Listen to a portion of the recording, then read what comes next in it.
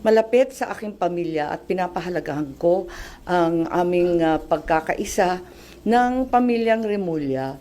Kaya lang, hindi totoo na wala na siyang kaso at may clearance na siya para sa pagiging ombudsman.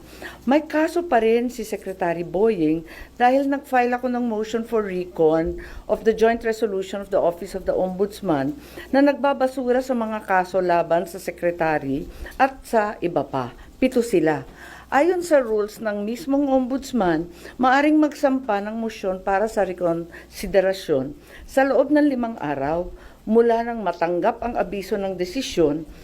Klaro naman at ipapakita ko sa inyo na walang 5 araw na binigay sa akin.